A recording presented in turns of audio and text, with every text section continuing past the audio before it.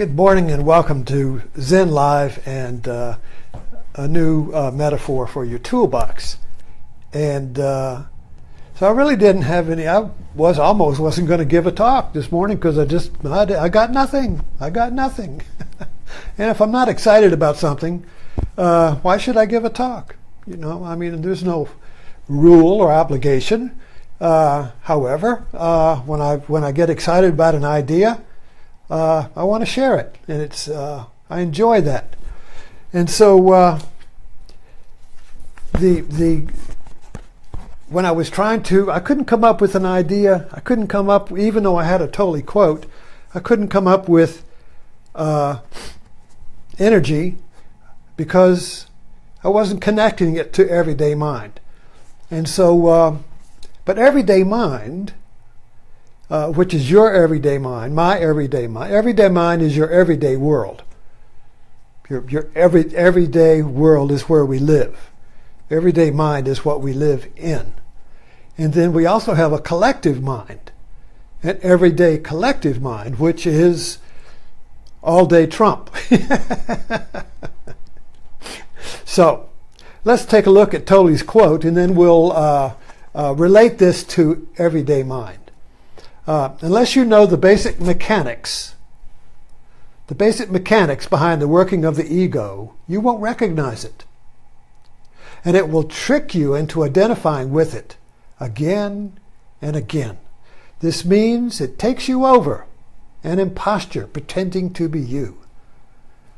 Wow, I thought. Is that not about politics or not?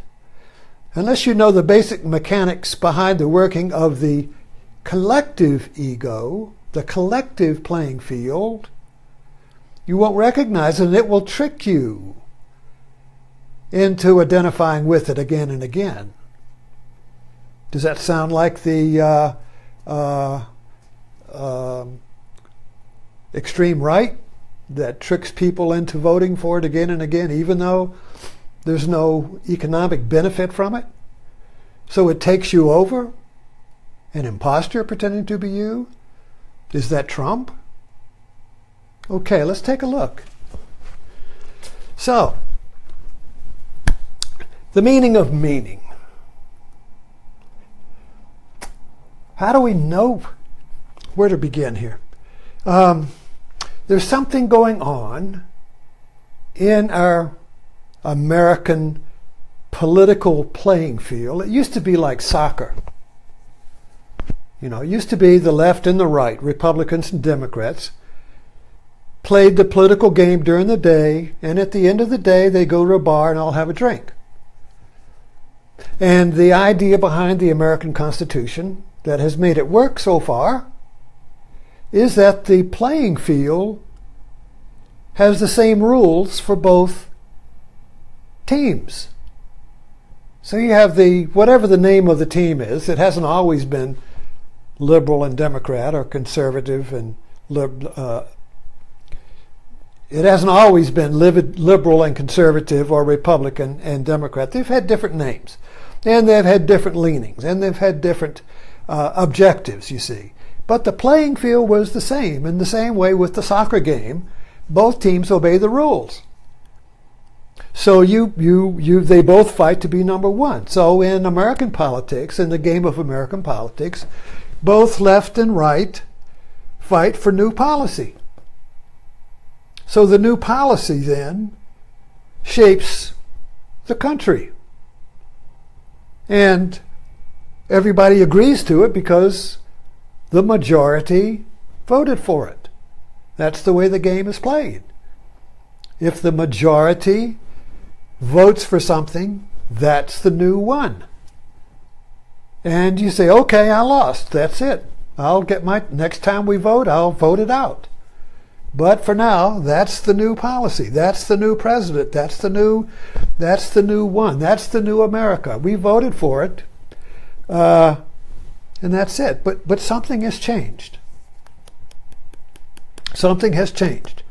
And it is not just in politics, but it is in the playing field of reality.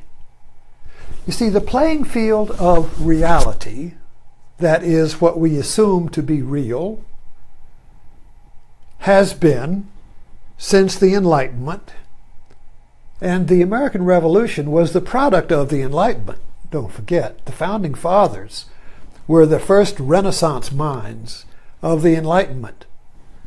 Jefferson, Washington, Adams, all of these, Hamilton, these were all Renaissance minds. Jefferson designed a Greek temple, and he was knowledgeable in all the fields. So these men, the Renaissance means whole. It means rebirth, but the Renaissance man is knowledgeable in all the fields. He's not a specialist, you see. So, in other words, he has this is what the whole idea behind liberal education was. You went to get a liberal education so you could become a Renaissance man and have a liberal education in all the fields. You took a little science, you took a little art, you took a little literature, you took a little language, you took a little chemistry, you took a little bit of everything. You were a Renaissance mind, a whole mind, you see. So this idea then of the one playing field was the design of the Enlightenment. The Enlightenment created one empirical playing field for science. Truth became, in the Enlightenment, empirically verified through the senses by a majority. In other words, if a theory of reality, a theory or an idea, first of all, it had to be reproduced by other scientists.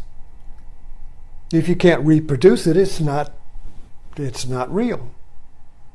You have to be able to reproduce it by other experiments. It's like a recipe. Oh, you have a great recipe, a great meal. Oh, give me the recipe. You take the recipe home. If you follow the recipe, you should be able to reproduce that meal. There's no magic ingredient in it. No hidden ingredient, you see. That's the playing field. And we just assume that. We don't question it. But now it's being questioned. What's happening? The playing field the rules are questioned. Something's going on. Something has been introduced into the soccer game the soccer game's not working. See, the soccer game, basketball, whatever the game is, it works because everybody follows the same rules. And you have referees to enforce the rules, which are like the courts. The courts enforce the rules of the playing field. And in Congress, you have the two teams, left and right. There's divide, And these two teams compete, argue, debate, like in the Greek forums. There's debate, you see. And the winners of the debate get to make the law. And the president has a function in this. The idea behind the president is that he will have the seed ideas. See, the Congress is kind of like the mother. And so the president will throw in a seed idea.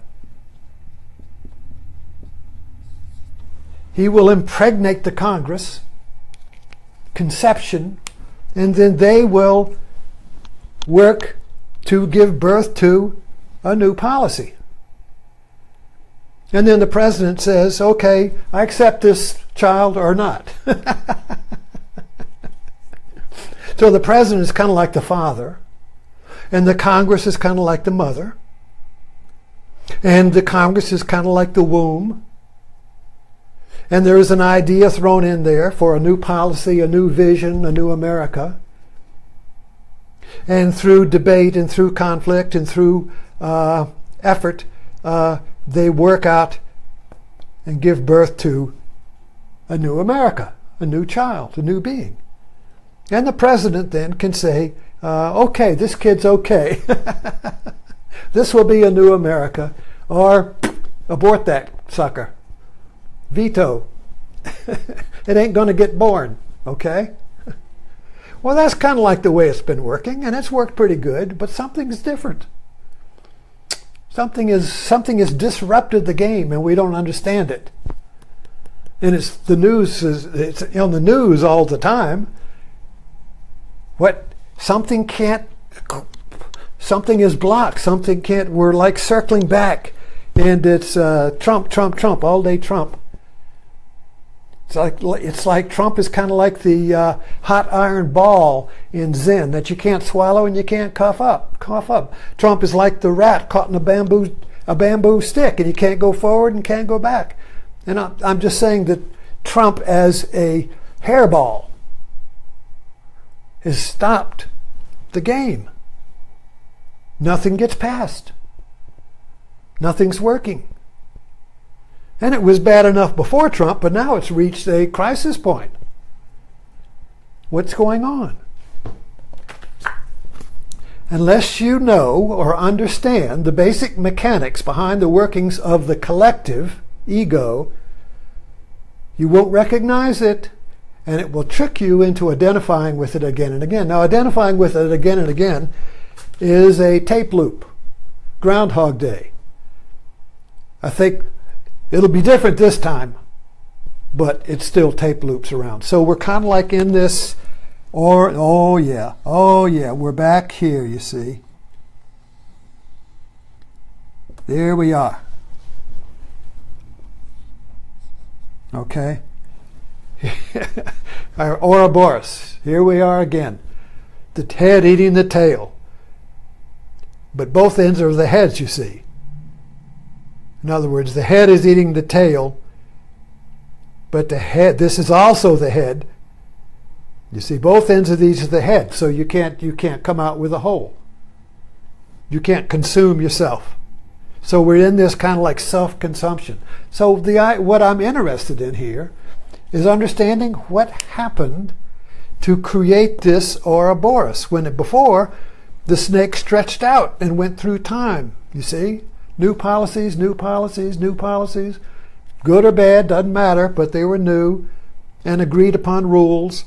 The secular liberal playing field that was created by the Enlightenment, and by liberal I mean that the Western civilization lives in a liberal, secular, rational playing field that has created all the scientific and comforts we now live in, but it's also created all these holocausts at the same time. It's created great inventions and atom bombs. But the playing field has stayed the same. There was a scientific, empirical ground upon which this civilization has evolved. But something new is being added, has been added. Okay, the problem with the modern, now this is the modern world. Okay, and you can say the modern world began with the Enlightenment and the breakdown of the Middle Ages, which was kind of like a dome. Everything was under the dome of the Holy Roman Empire. It was a theocracy. A religious state, the subjective and objective. There wasn't any objective science. It was called alchemy. And it was like half science and half magic. Well then, when the Enlightenment came, a new world was born, a new worldview. Newton, Locke, Copernicus, Galileo, Bruno, all these great scientific minds created a new world in which the playing field was now flat. There was no the scientist did not project his values into his discoveries. That was alchemy. The scientist was objective. He was not in his experiment. The scientist was outside. In other words, the scientist created a new view upon reality, which created the ability to make new tools. You can't make a new tool unless you are outside of the field where all of this stuff is, like MacGyver. See, so MacGyver, I love this guy. MacGyver is a metaphor for the tool maker. He's in a fix. He looks around and he picks up some stuff. He gets an idea and he picks up some stuff and he makes a tool and he gets out of the fix. You see, but he's able to observe the field from the outside of it. So the scientist is outside of the field. You see. So this is great. It makes a lot of stuff. But it also creates a flat world where there's no meaning. So science can tell you how to make stuff, but it won't tell you why or your purpose. It won't give you, your subjectivity, any value.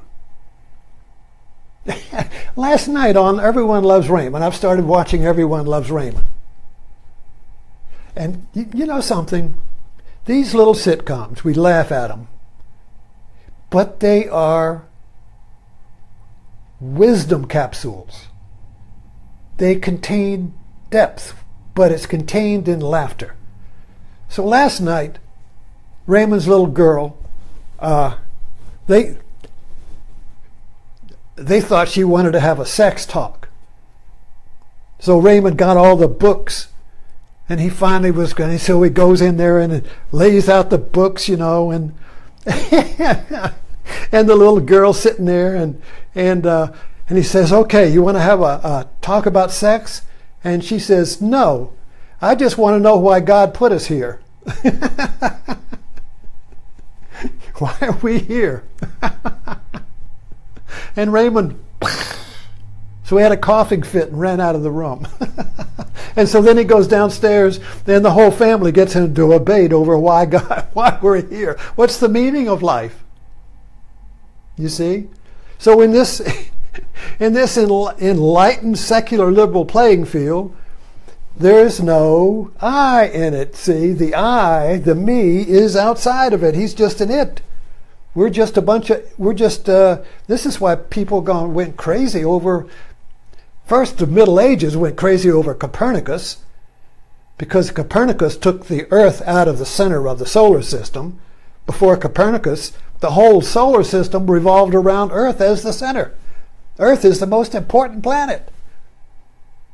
Bam! Earth is at the center of the universe.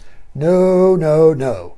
Look through the telescope. I'll prove to you that Earth is just another planet. It has no more meaning than anything else. What? So, but then we still got the species. Man is the most important species. Man is at the center of all the species. Top of the pyramid, you see. Darwin comes along and says, no, no, no, no. Man just evolved out of life like everyone else. We're no more significant than the ant. What? Man's not at the center.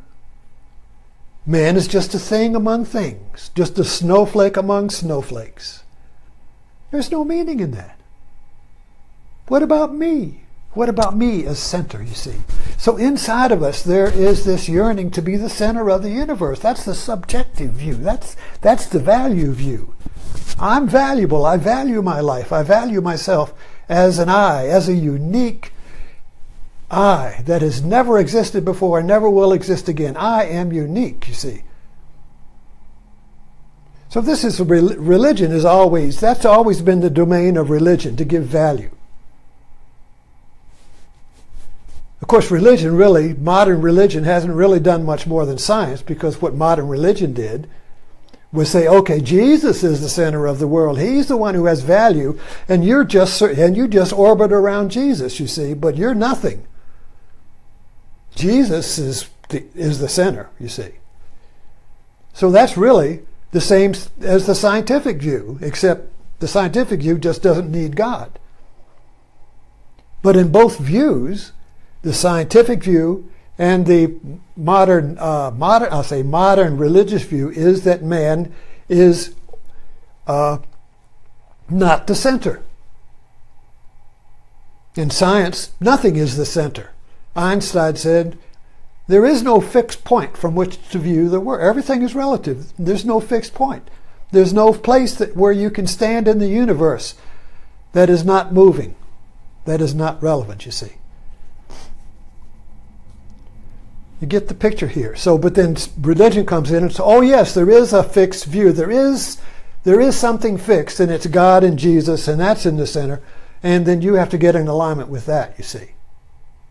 But you're still on the periphery. You're still out there. You're still out here, you see. So in science, there's no center. In religion, there is a center.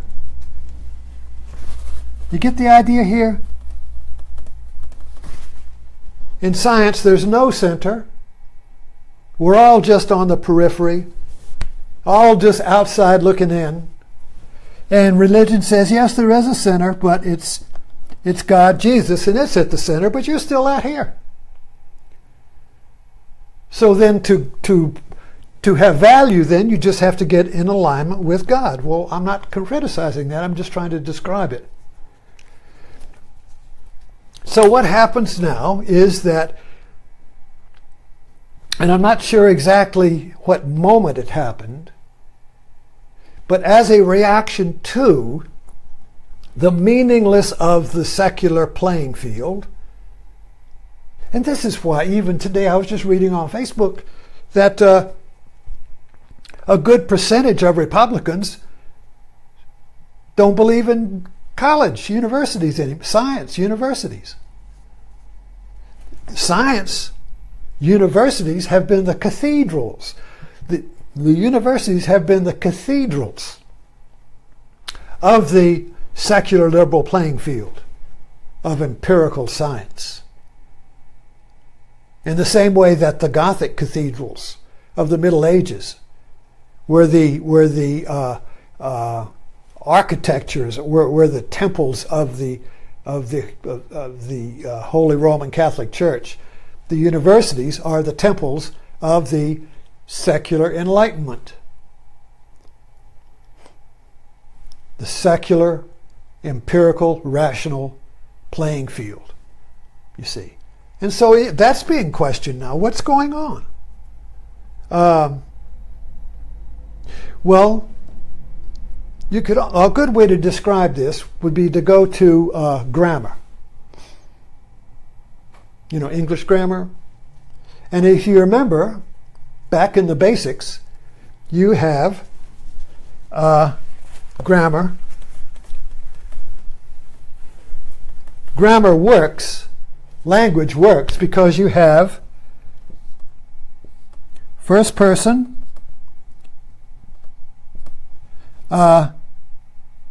third person.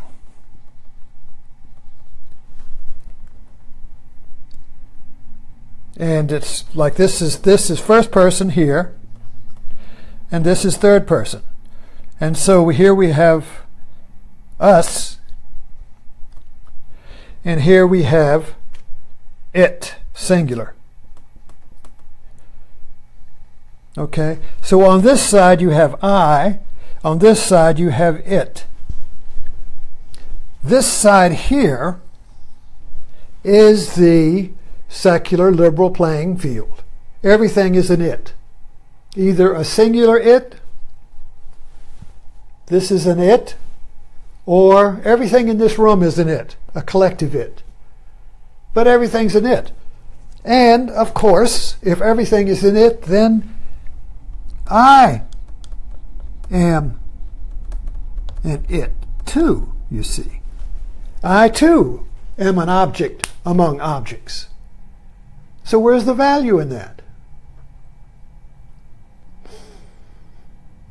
See, this is a crisis of meaning brought about by the myopic or singular view of reality by the secular Enlightenment empirical playing field. There's nothing wrong with that field, but we've discovered its limitations. Like Clint Eastwood said, a man should know his limitations. So we have discovered the limitations of the scientific liberal, and I keep using liberal, I don't really mean political, I mean inclusive. Liberal means inclusive. So in the secular liberal playing field means that you don't exclude anything in the scientific field. The scientist looks at everything liberally. He doesn't say, oh, we're not going to look at that. Or that, that's the devil. You don't look at that, you see. So that's what liberal means. So don't get hung up in that, well, I'm not a liberal. No, this includes both conservatives and liberals on the same playing field. Okay? So liberal includes political conservatives and liberals when you're all playing on the same field, which is an inclusive field.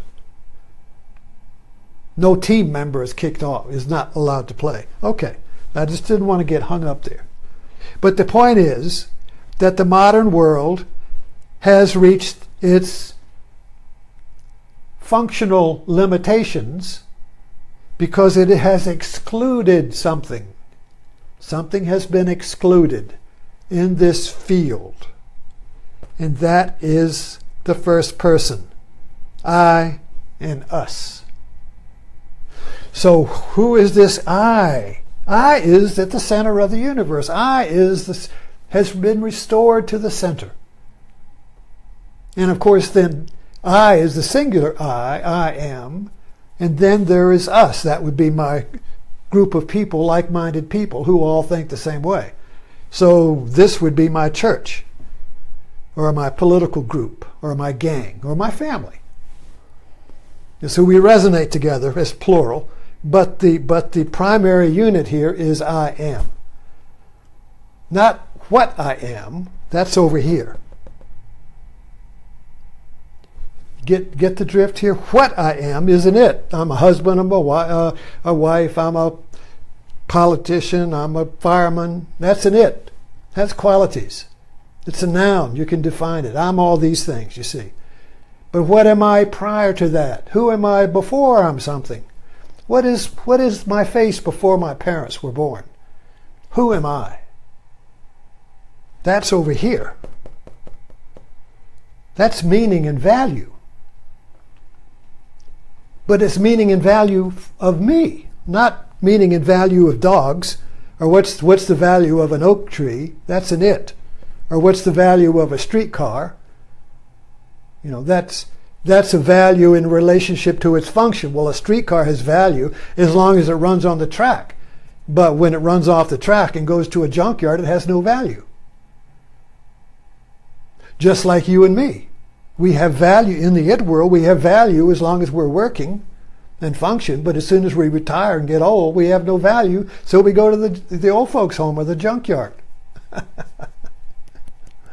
So value in the it world is according to function. According to your job, your rank, you see. It's a relative value. But that's not the value of the first person.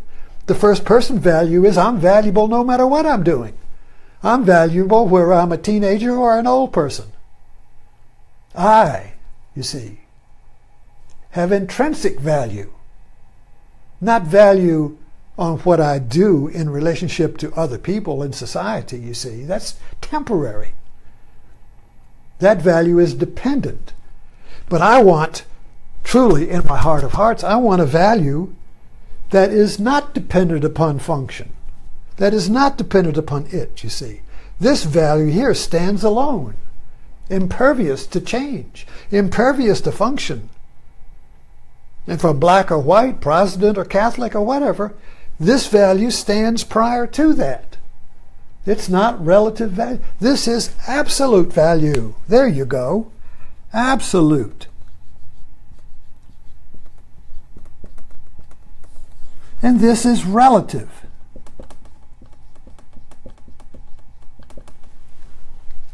You see the difference?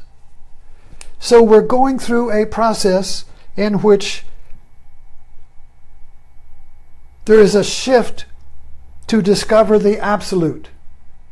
Because in this relative world, everything is just a bunch of it's. There's no center. There's no permanence. There's no value intrinsic to you.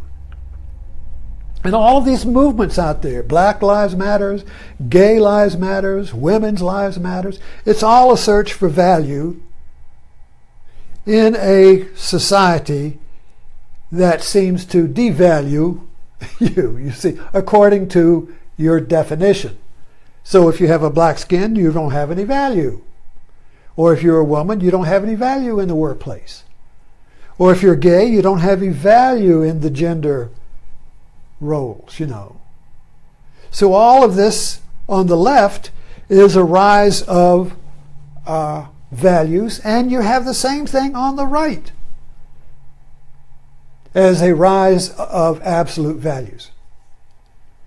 Now what's happened as I look at this is that Trump and is a phenomena, which is kind of like the end game of the Republican Party's playing field, because the Republican Party introduced into the secular liberal playing field, perhaps back with Reagan, perhaps before that, I'm not sure exactly when, but it's been going on for this 40 years, introduced values. So the Republican Party became the value party. And then, of course, that attracted the religious right, because religion is about value. So the Republican Party became the value party, and that became God's party. You see, value, God, secular. So the Republican Party became kind of like a secular religion. So that way it could include and embrace both the atheist and the religious person. Both the secular and the religion could find a home in the value party. Now value means, basically, when you introduce value into the playing field, the soccer team, that means the rules have changed for one team. And the other team doesn't know what the hell's going on. Because when you have values, you're not going to lose. Because if you are fighting for values, you can't compromise. You can't lose. Why? Well, you give up your value. You give up your identity. You'll give up your life. Politics, then, is no longer a game. It is a life of life and death. You're going to win by any means possible. You have to win because it's life and death. I watched the documentary this weekend called the Kamikazes. It was about the Japanese kamikazes. The suicide planes, the divine wind. It happened when the Americans invaded Okinawa, and the Japanese realized that if they lost Okinawa, the invasion would be next. So there was a general who came up with the idea of the divine wind, and so he enlisted young pilots to be martyrs and to die for the empire. And so they drank their sake and they flew the planes and dove into the American ships. And it freaked the American sailors out because they weren't playing by the rules of war. In interviews with the American sailors, it was very psychologically disturbing because the rules of war are like the playing field of a soccer game. But suddenly the other team pulls out a gun and shoots you. Or does a suicide run at you, And, so this idea of self-immolation, of dying for the one, is a value thing, you see. I can't give up my value. The empire is absolutely valuable. So, in order to maintain the absolute value of the organism, of the empire, I'll die to give it life and keep it going, you see. So the terrorist suicide bombers are doing the exact same thing that the kamikazes did. They die to protect the whole. And the value system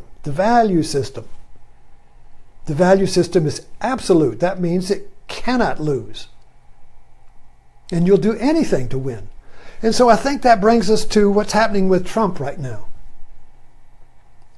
As Trump is the personification of the I. I am Trump. My voice is your voice. Identify with me. And you will be the center of the universe. You will be the center of America.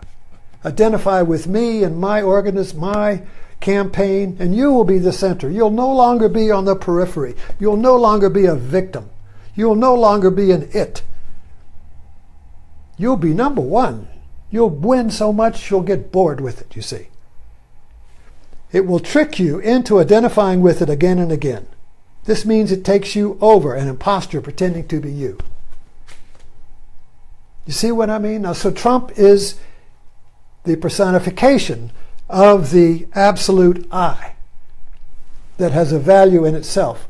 And so any means is okay to that end, because the end is absolutely imperative. The end cannot lose. It cannot lose. So there is no competition. There is no coordination. There is no compromise. You can't compromise with the devil. Which is kind of like where the Republican Party laid the groundwork for Trump. The Republican Party seeded the field and created the field for the rise of I am the one. Like in the Matrix, you see. I am the one, you see.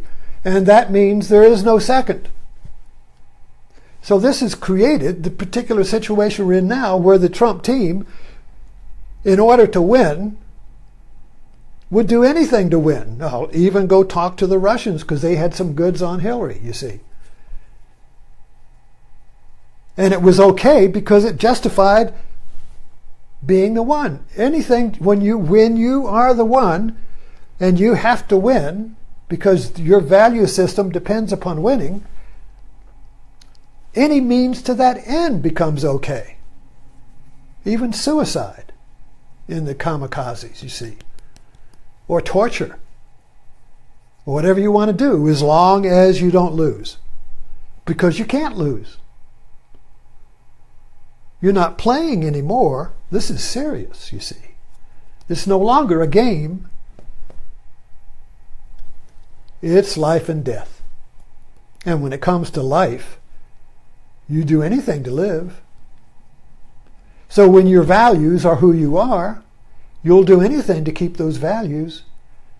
And that really is the destruction of the whole playing field that kept America going, you see. This is the end of our system. Because then it becomes a theocracy, where you have one party is the God party, and the other party is eliminated from the playing field. You see. So I hope this helps us. It has helped me understand what's going on here, the meaning of meaning. You see. So anyway, thank you for dropping in, and we'll pick this up again tomorrow, because I really feel like that is very important for us to understand, have a wide-angle view of what's going on, because it's impossibly to understand what's been happening to us. And I hope you don't, take this as a just a political attack on Trump. I'm basically trying to understand the field in which this is occurring. So thanks for dropping in.